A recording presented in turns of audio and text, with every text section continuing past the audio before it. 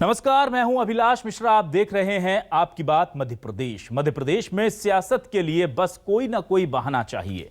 एक बार फिर मुलाकातों पर सियासत तेज हो गई है। पहले बीजेपी के कई दिग्गज नेताओं की मुलाकात पर सियासी माहौल गरमाया, तो इस बार सीएम शिवराज की पीएम के साथ हुई मुलाकात को लेकर के भी सियासत हो रही है। कोरोना काल और केंद्रीय कैबिनेट के विस्तार से ठीक पहले हुई इस मुलाकात के क्या मायने निकल रहे हैं, इस पर बीजेपी क्या कह रही है, कांग्रेस क्या कह रही है, और इसके अलावा और कौन सी बातें हैं जो सोशल मीडिया पर तैर रही हैं, इन्हीं पर करेंगे आज आपकी बात।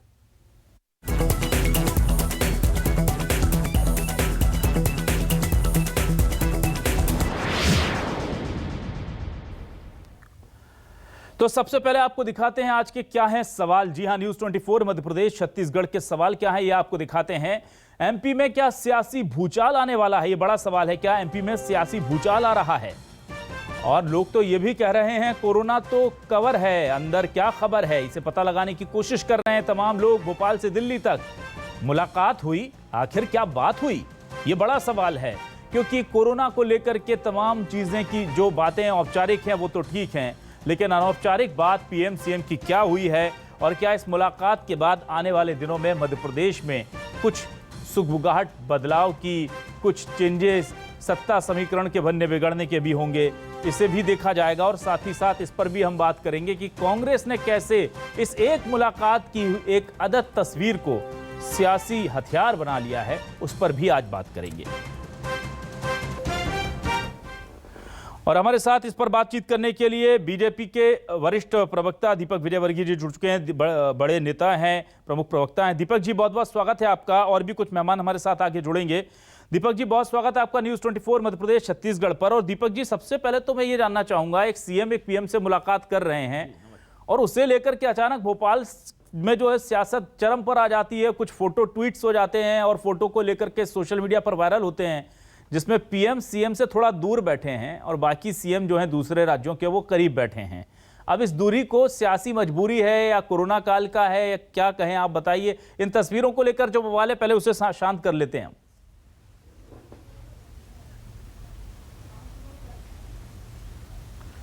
देखिए, मैं समझता हूं कि ये जो मुलाकात है ये रूटीन मुलाकात है और राज्यों के मुख्यमंत्री प्रधानमंत्री से मिले हैं, मिलना चाहिए।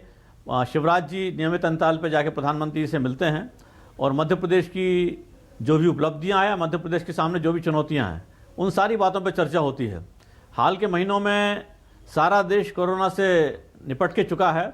मध्य प्रदेश ने बहुत अच्छी स्थिति में इसको हैंडल किया है और कोविड की चुनौती के अलावा कि आगे कोई तीसरी लहर आने वाली है नहीं आने वाली है, उसमें मध्य प्रदेश की क्या तैयारियां हैं, क्या चुनौतियां हमारे सामने हैं।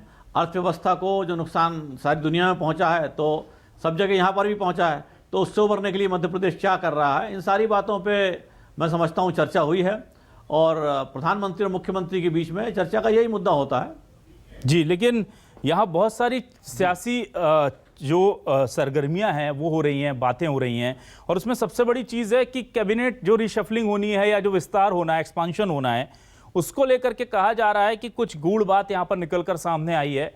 और उससे लेकर के ये भी कहा जा रहा है कि एक विकेट अगर मध्य प्रदेश से केंद्रीय मंत्रिमंडल का गिर जाए तो कोई बड़ी बात नहीं, क्योंकि सिंधिया जी को जब सेटल किया जाएगा तो हो सकता है किसी एक आध को इससे कॉम्प्रोमाइज करना पड़े मध्य प्रदेश को। क्या ऐसी भी कोई खबर है सर?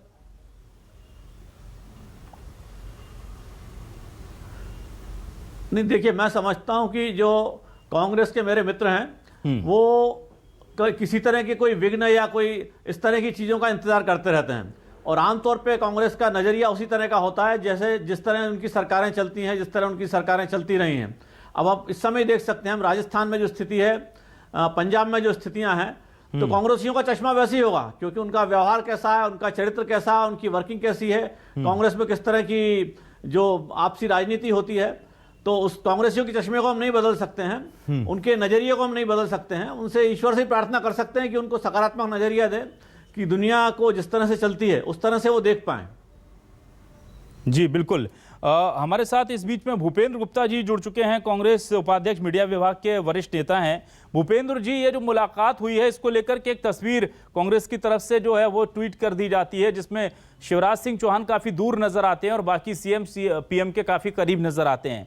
तो आपको लगता है कि ये महज एक संयोग है, दूर दूर बैठ गए हैं सीएम शिवराज, या फिर आपको लगता है कि इसके पीछे की कहानी कुछ और है उपेंद्र जी? देखिए, ये फोटो तो बीजेपी की तरफ से डाली गई है। तो बीजेपी की तरफ से जब डाली गई है तो उस फोटो का कोई इंटेंशन होगा, इसीलिए फिर कांग्रेस पार्टी उस पर चर्चा कर रही है। ये तो बात ये हो गई। दूसरी चीज, जहां तक जो है चरित्र और ये जो हमारे मित्र जो है बातें कर रहे थे, ये जो है ये कौन सा चरित्र है कि जो है बिश्नोई जी रोज आपकी जड़ उखाड़ रहे हैं? ये कौन सा चरित्र है कि जो है भागते फिर रहे इधर से उधर नरोत्तम मिश्रा जी और भारतीय जनता पार्टी के लोग ही तो आपकी जो है जड़ उखाड़ रहे हैं। कांग्रेस तो इसमें दर्शक है, साक्षी भाव से खड़ी हुई है। तो ये आपका चरित्र है और ये आप जो इस पीड़ा से ग्रसित हैं कि किसी भी चीज में आपने जो भी गंदगी में पैर रख दिया है उसका जिम्मेवार कांग्रेस है। ये भारतीय जनता पार्टी का मूल चरित्र है। हजारों साल पहले भी कोई देश में गलती हुई है तो वो भी नेहरू जी ने की है। और ये इस फोबिया से ग्रसित हैं ये, और इस फोबिया से बाहर नहीं निकल पा रहे हैं। आप तो ये बताइए कि मध्य प्रदेश का मुख्यमंत्री प्रधानमंत्री से किस लिए मिलने गया? उधारी के लिए कि हमको उधार लेने की दे दीजिए। और आप अपना अधिकार मांगने नहीं गए वहां पर। मध्य प्रदेश को कितना पैसा केंद्र से लेना है, क्या उसकी बात की क्या मुख्यमंत्री ने? मुख्यमंत्री खुद आगे बता रहे हैं कि मैंने कहा कि साहब मुझे और उधार मिल जाए कहीं से पैसा तो हम जो है उसको जो है मिल बांट के खा लें। ये काम करने के लिए सरकार होती है क्या? और ये इसकी सफाई देने चाहिए प्रदेश की जनता को कि हमारा मुख्यमंत्री जो है और कर्जे में लादने के लिए दिल्ली गया है, अपना अधिकार मांगने के लिए नहीं गया कि हमें जीएसटी के इवोल्यूशन का पैसा दो, हमने जो 10 लाख टन जो है गेहूं खरीद लिया उसका पैसा लौटाओ। ये चीजें मांगने नहीं गए। हमारी जो है केंद्रीय अनुदान की जो स्कीमें हैं उनका पैसा दो, ये मांगने नहीं गए। उधार दे दो साहब, हम और उधार ले लें इसलिए हमारी लिमिट बढ़ा दो। ये मध्य प्रदेश सरकार की परफॉर्मेंस है, इस पर चर्चा हो रही है। और इन चर्चाओं से भगने के लिए जो है लाखों लोग मर गए। 1,90,000 मौतों का सीआरएस का फिगर सामने आया है। उसका जवाब तो देंगे नहीं। कांग्रेस का चरित्र है साहब हमारी जो है गलतियां ढूंढना। अरे तुम्हारी गलतियां नहीं ढूंढेंगे तो सत्ता में काहे को बैठे हो? क्या काम है हमारा फिर बताइए? ये जो सवाल है ये इनके जवाब दीजिए और इनके जवाब देना चाहिए। बड़े आदरणीय हमारे जो प्रवक्ता जी है बीजेपी वाली, इन्हें भी पीछे धकेल के रखते हैं। तो ये जो है इन बातों का जवाब दे। कांग्रेस क्या सोचती है क्या नहीं सोचती है छोड़ो दो भैया। कांग्रेस को से तो आप भारत को मुक्त कर चुके, तो आप क्यों मरे जा रहे हो कांग्रेस का नाम ले लेके? आप तो अपनी बताओ ना, तुम्हारी दुकान में क्या हो रहा है? ठीक है भूपेंद्र जी, क्या आपको यह भी लग रहा है कि जिस तरह से जो आप तस्वीरों के बीच के हम अगर संदेश जो कांग्रेस बता रही कि उस छिपे संदेश को पढ़ने की कोशिश करें, तो क्या वो बात ठीक है जो सज्जन सिंह वर्मा जी कह रहे हैं कि तलब कर लिए गए हैं सीएम शिवराज तो, और बहुत ज्यादा सब कुछ फील गुड नहीं है अभी इस वक्त बीजेपी के अंदर? ये तो कल रात से बीजेपी के लोग ही गॉसिप चला रहे हैं कि तलब किया तलब किया तलब किया। हम भी कह रहे हैं तलब किया। ये तो बीजेपी के जो कहना चाहिए जो असंतुष्ट गिरोह है, जो इस बात से परेशान है कि ये जो प्रवासी पक्षियों को लाए और जो उधार की जो दुकान सजाई जनसेवक जी के माध्यम से, उन उधारी के लोगों की ज्यादा है। ऐसे किराएदार मकान में पैर फैला के सो रहे हैं और मकान मालिक जो है बाहर सड़क चौतरे पे चबूतरे पे बैठा हुआ है। इसका झगड़ा बीजेपी में चल रहा है और इस झगड़े को शांत करने की इनके पास कोई हिकमत नहीं। आप देखें अभी बैठ के हुई है भोपाल में, मलाई बांटने की बैठ के हुई है कि साहब इतने हमें दे दो, नगर निगम मंडल इतने तुम रख लो निगम मंडल। कोई पहली सरकार है दुनिया की ये जिसने जो है बंटवारा इस आधार पर किया, अखबारों में छपा बड़े बड़े बैनर न्यूज के साथ कि साहब 42% जो है मलाईदार विभाग सिंधिया जी के पास रहेंगे और 58% मलाईदार विभाग भाजपा के पास रहेंगे। ये सत्ता का बंटवारा, इस तरह से बंटवारा आज तक डेमोक्रेसी में हुआ है? ये वो लूटखोर सरकार है जिसने इस तरह से सत्ता का बंटवारा किया है और आज भी उसी काम में लगे हुए हैं। ठीक है, मैं आता हूं दीपक जी आपके पास। ये जो तस्वीर आप देख पा रहे हो हमारे दर्शक, जिसमें योगी आदित्यनाथ बिल्कुल उस कुर्सी पर बैठे हैं जो पीएम मोदी के बगल में हैं और सीएम शिवराज काफी दूर जाकर के बैठ जाते हैं, इसको लेकर के ये कहा जाता है दीपक जी बीजेपी की तरफ से कि वो शालीनता है मुख्यमंत्री की, और उसी कुर्सी पर बैठे हुए कमलनाथ सीएम जब थे उस दौरान की एक फोटो डाल दी जाती है साथ में, और कहा जाता है कि 15 महीने का घमंड और 15 साल की शालीनता है। और इसका जवाब बड़ा दिलचस्प आता है सर। इसका जवाब आता है नरेंद्र सलूजा जी की तरफ से, और वो कहते हैं कि क्या योगी जी उस कुर्सी पर बैठे हैं तो वो अशालीन हो गए हैं, वो शालीन नहीं रहे? क्या असम के सीएम वहां बैठे तो उस कुर्सी पर वो शालीन नहीं थे? इसको लेकर क्या कहेंगे आप सर?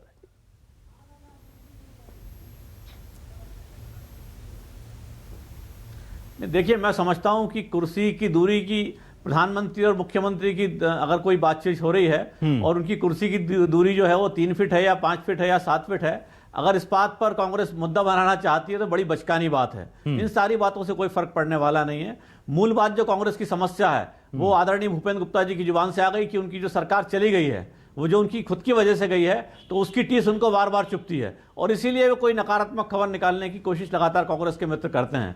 मेरा उनसे इतना ही आग्रह है कि सरकार जो गई है उनकी, या जो भी नाराज उनके 24 विधायक थे, वो कांग्रेस की वर्किंग की वजह से थी। और आज जो राजस्थान में हालत है या पंजाब में जो हालत है, वो वही हालत मध्य प्रदेश में भी थी। लेकिन कांग्रेस अगर अपनी समस्याएं नहीं सुलझा पाएगी, जिस तरह रसातल में जारी है, सारे देश में जारी, खत्म हो रही है, तो यहाँ भी खत्म होगी और ज्यादा कांग्रेस खत्म होगी। तो उनको अपनी समस्याएं सुलझाना चाहिए, बजाय इसके कि मुख्यमंत्री और प्रधानमंत्री के बीच की कुर्सी का फर्क क्या है। ऐसे पूरे देश में खत्म हो जाओगे आप। अभी बंगाल में आपको पड़ी है, अभी ये पूरे देश में हम खत्म नहीं हुए, बंगाल में आप खत्म हुए माननीय। अरे आप हम नहीं खत्म हुए भूपेंद्र जी, बंगाल में आप खत्म हुए हैं, हम खत्म नहीं हुए। हमने वहाँ इसलिए मेहनत नहीं की कि हमें मालूम था कि हमें आपको 0 सीटें मिली हैं। ठीक है, पिछले हमारी तो 3 फिर से आ जाएंगी। स्वतंत्रता के पहले, हमारी सीटें कभी स्वतंत्रता के बाद आज तक जितनी कम सीटें कांग्रेस को मिली हैं, इतनी कभी नहीं मिली। 0 पे हो आप। ठीक है, हम ठीक है सर। 440 में भी नहीं कर रहा है जितने आप 303 में कर रहे हो। हम 440 में भी नहीं कर रहा है कभी, ये ध्यान रखिएगा मेजवर्गी जी। आप 303 में जितना नशा कर रहे हो, आपकी भाषा से मालूम पड़ रहा है सर, आपकी भाषा से मालूम पड़ रही है आपकी कुंठा। नहीं, मेरी कुंठा नहीं है ये, आपकी भाषा से आपकी कुंठा मालूम पड़ रही है। हमारे पास जब 440 सीटें थी तब भी हमने ये सब नहीं किया जो आप कर रहे हैं 303 सीटों पे। ये काम हमने नहीं किया, ये पूरा देश थू कर रहा है, अकेले हम नहीं कर रहे हैं। आज तो पूरे देश में आपने कोई काम ही नहीं किया ना, इसीलिए तो आप 54 में पहुंच गए वापस। आपने कोई काम ही नहीं किया ना। हाँ, आपने बहुत मेहनत की, पूरा देश बेच दिया। आपने अगर काम किया होता तो 440 से 54 पे नहीं पहुंचते आप तो मेरी वो तो तुम भी पहुंच जाओगे वापस, 2 पे थे ना। देखिए, ऐसा आधारहीन अनावल बातों का कोई मायने नहीं है। सारे देश ठीक है, देख रही है, आते हैं और वापस आधार पर जनादेश मिलता है ना। दीपक जी, भूपेंद्र जी वापस, दीपक जी, भूपेंद्र जी वापस आते हैं मध्य प्रदेश की सियासत पर। दीपक जी, एक बड़ा सवाल, बहुत ही मौजूद सवाल भूपेंद्र जी ने पूछा था कि सीएम पहुंचते हैं और वो पीएम से, ये तो औपचारिक चीजें हैं जो सामने आई हैं, कि वो पीएम से गुजारिश करते हैं कि हमारे लोन की लिमिट बढ़ा दीजिए। तो सर, ऐसे तो हम वैसे ही कर्जे में हैं और लोन की लिमिट बढ़ाने की गुजारिश की जा रही है, कर्जा और ज्यादा चाहिए या राज्य सरकार को, यह कहा जा रहा है। तो क्या ये स्थिति ठीक है? और पीएम ने अगर कुछ सोच समझकर केंद्र ने उसे कम किया है तो उसे वापस बढ़ाने का मतलब यह है सर कि हाथ से चीजें निकल गई राज्य सरकार के क्या?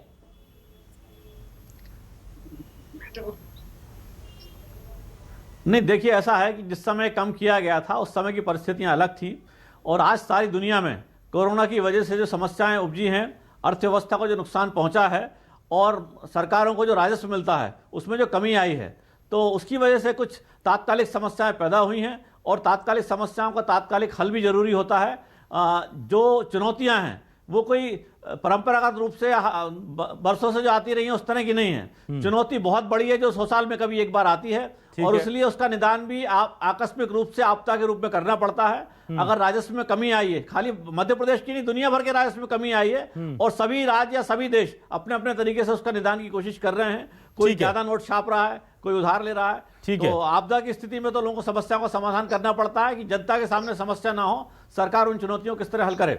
ठीक है, हमारे साथ धनंजय प्रताप सिंह वरिष्ठ पत्रकार जुड़ चुके हैं। धनंजय जी, बहुत बहुत स्वागत है आपका न्यूज़ 24 मध्य प्रदेश छत्तीसगढ़ पर। धनंजय जी, आज मुलाकात सीएम और पीएम की होती है और उसके बीच में से कुछ बहुत ही गंभीर सवाल उठते हैं। जो मैंने एक सवाल अभी पूछा कि 4.5 से 5.5% जीडीपी के अनुसार लोन की व्यवस्था कर दी जाए, उसकी पुनर्बहाली हो जाए। और कुछ सियासी सवाल भी उठते हैं कि जो सीट की दूरी है दोनों के बीच की, वो बाकी सीएम से कुछ ज्यादा दूर है। तो इन दोनों सवालों पर सर सबसे पहले तो मैं लोन को लेकर के जो गंभीर विषय है उस पर आप जवाब दे दें, और उसके बाद जो सीट की दूरी है, क्या वो दिलों की दूरी भी है सीएम और पीएम के बीच या एक संयोग आपको लगता है? देखिए, आपने जो पहला सवाल कर्ज की सीमा बढ़ाए जाने की मांग को लेकर किया है, तो मैं आपको बता दूं कि ये सिर्फ मध्य प्रदेश सरकार ने ही जो है कर्ज की सीमा बढ़ाए जाने की मांग नहीं की है। अभी तक के जो है कुल जीडीपी का 4.5% तक के कोई भी राज्य कर्ज ले सकता है।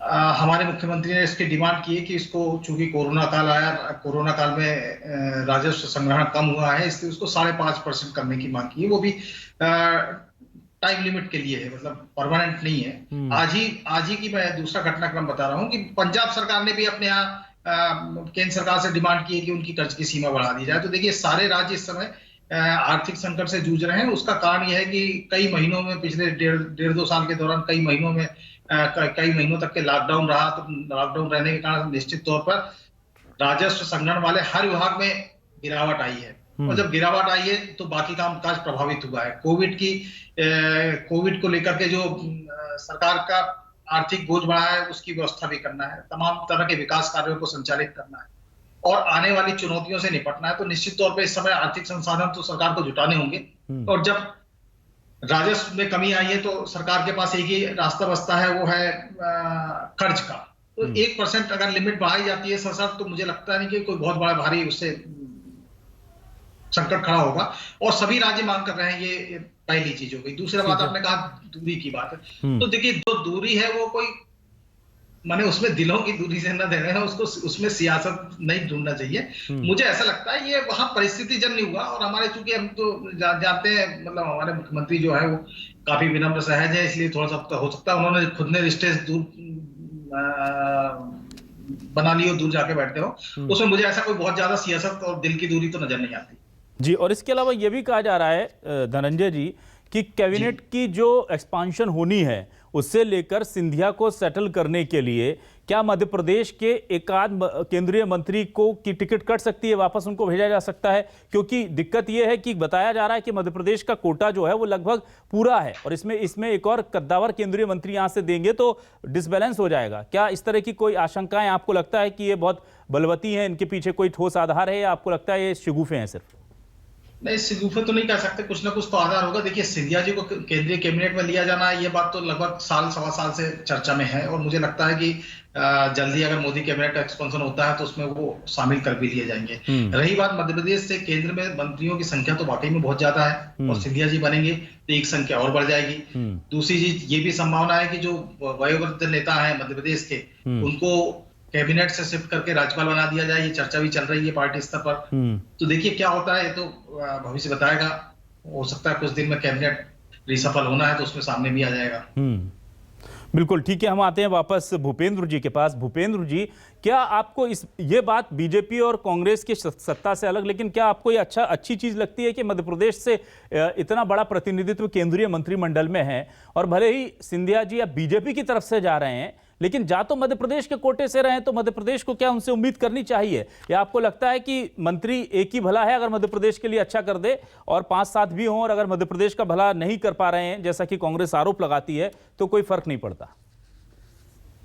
इनके जितने भी मंत्री हैं मध्य प्रदेश से, वो अपना काम गिना दे, उनने मध्य प्रदेश के लिए क्या किया है। 7 साल की सरकार हो रही है, एक कोई बड़ा काम बता दें। तो ये जो है इनके काम ही नहीं है कोई इनके पास। ये झूठे और जो है फर्जीवाड़े की बातें करने लगते हैं। दूसरी बात मैं आपसे महत्वपूर्ण करना चाहता हूँ जी, कि ये बार बार कहा जा रहा है कि सारे राज्य मांग रहे हैं, सारे राज्य मांग रहे हैं पैसा। कोई राज्य नहीं मांग रहा है, ये इनको जानकारी नहीं है। 3.5% की लिमिट है वो कानून के हिसाब से। वो जो है 3.5% की लिमिट बढ़ा के 4.5% इसीलिए की गई कि आप जो है इस जो दिक्कत का समय है, इस समय से आप बाहर निकले। अब केंद्र सरकार रोज बयान दे रही है कि साहब उनका जो है जीएसटी का कलेक्शन जो है 1.5 गुना हो गया है। रोज जो है मध्य प्रदेश की सरकार कह रही है कि उनका जो है अभी कलेक्शन जो है इसका अपना शराब का बढ़ गया है। अभी पेट्रोल पे कलेक्शन 18,000 करोड़ तक जाने वाला है। तो जब चारों तरफ से आप खुद कह रहे हैं रोज बयान देकर कि बहुत अच्छी अर्थव्यवस्था हो गई है, तो अब आप कर्जा लेने के लिए क्यों रो रहे हैं? और क्यों मध्य प्रदेश की जनता के ऊपर आप कर्जा लाद रहे हैं? ये तो आप ही के बयान है, ये झूठ बोलते हैं आप बार बार। और दूसरी चीज, 5.5% तक लिमिट ले जाने का मतलब होता है कि आप 25-30 करोड़ रुपए का 1000 करोड़ का कर्जा और लादना चाहते मध्य प्रदेश के ऊपर। किस काम के लिए? आप जो है आप अस्पताल चला नहीं रहे, फीवर क्लिनिक बंद कर दिए, आपने कोविड सेंटर्स बंद कर दिए। आप किस इमरजेंसी के लिए ये सब काम कर रहे हैं? ठीक है, ये बताएं। और इनकी कैबिनेट में इस बात का विरोध हुआ है, 10% ये ऊपर उठाना चाहते थे भुगतान की। कैबिनेट में कितना जबरदस्त झगड़ा और नाच हुआ। लोगों ने विरोध किया कि जो है विकास की जो है योजनाओं पे हम पैसे नहीं देंगे, उसमें भ्रष्टाचार होता है। ये जो है नरोत्तम मिश्रा ने खुलकर कहा नर्मदा घाटी के मामले में। तो क्या भ्रष्टाचार करने के लिए आपको कर्जे चाहिए क्या? आपके मंत्री कह रहे हैं, तो कैबिनेट में बैठ के कह रहे हैं। इसका जवाब क्यों नहीं देते प्रदेश की जनता को? ठीक है, दीपक जवाब जी देना पड़ेगा आपको। ठीक है, दीपक जी से जवाब लेते हैं। दीपक जी, एक तरफ केंद्र सरकार कहती है कि विदेशी मुद्रा भंडार ऑल टाइम हाई के सर, देश में आजादी के बाद से आज तक इतना पैसा हमारे पास नहीं था, वो हो चुका है। दूसरी तरफ कहा जाता है कि जीएसटी कलेक्शन, जब से जीएसटी को हमने केंद्र ने एक उसकी सुचारू प्रणाली बनाई है, उसके बाद से जबरदस्त ऑल टाइम हाइक है, ये भी कहा जाता है। तीसरी तरफ राज्य सरकारें देखते हैं, हम देख रहे हैं पेट्रोल डीजल पर जीएसटी और जो वैट है, माफ कीजिएगा, या जो सेस है वो, या एक्साइज ड्यूटी है जो, वो इतनी ज्यादा लगा रखी है कि वो भी ऑल टाइम हाइक चल रहा है पेट्रोल डीजल। तो जब सब कुछ इतना अच्छा चल रहा है तो उस बीच में कर्ज को बढ़ाने की जरूरत क्या पड़ गई सर? और दूसरा सवाल जो भूपेंद्र जी ने पूछा है कि इस ऐसे दौर में अगर मंत्रियों के अंदर, कैबिनेट के अंदर एक मत नहीं है, तो फिर विपक्ष को तो सवाल पूछने का पूरा अधिकार हो जाता है।